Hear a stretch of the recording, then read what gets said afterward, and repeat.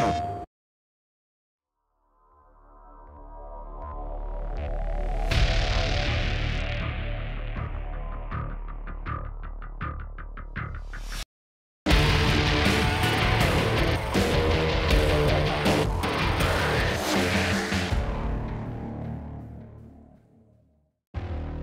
Andrei Boryakin, and I'm the art director on Killstrain.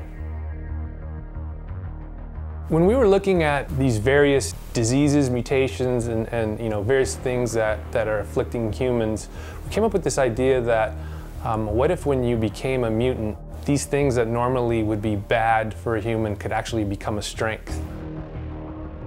When people start playing for the first time, we want them to feel very connected to their players, whether it's human or mutant. The humans do well together as a team, but you want to feel powerful by yourself anyway, so we're designing characters that allow you to feel powerful. We have a concept artist here in the studio named Ryan Benjamin, and he's been in the comic book industry for many years, and he has a really unique and interesting style. When we started making Killstrain, we really saw the opportunity to use some of the characters he designs that kind of come from that comic book world. And it's something we think that players are really going to relate to. We started looking at different tech types as we were looking at developing player classes, or character classes, I should say. We wanted to differentiate classes, but also different technologies. So you had like your typical military kind of character, and they have these like big, bold shapes, very angular, kind of like stealth type shapes. And then we had these group that are they basically work for the corporations that have come in and are fighting over this new energy source. Their technology is very sleek, it's futuristic, it's something that might be 50 years into the future. And then the third group of people, you would say, would be kind of the survivors. And basically what they do is they kind of take what they can and build strengths from it. So they might take damaged military equipment or damaged advanced equipment from the other group, and they cobble it together and they make it their own. The mutants, on the other hand, they derive all their power from the strain. They're kind of the trolls of the game. They can hide in the strain. They have the ability to leap out. You don't know they're coming, and then they leap out and they can do some damage. And then they can also spread the strain around the map. So basically, it allows them more places to hide, more places to heal. And these guys are big and powerful. Turret destroyed. They do a lot of up-close damage.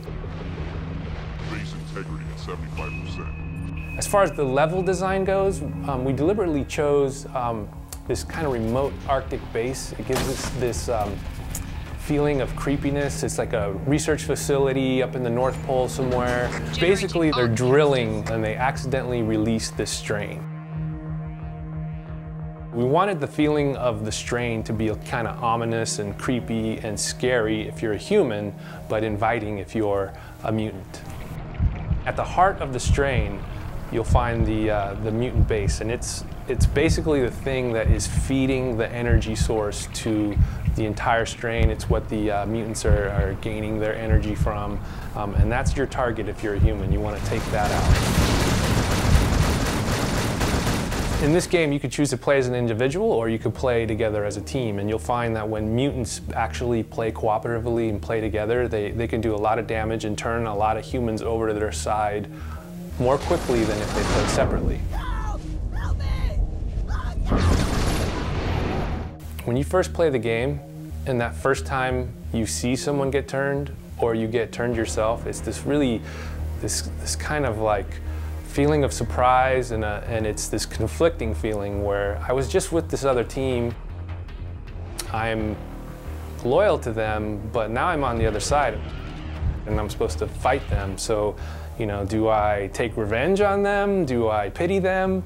So there's this definitely like inner conflict. And then eventually we want you to just embrace the fact that, hey, I'm a mutant now and I can go around wrecking stuff.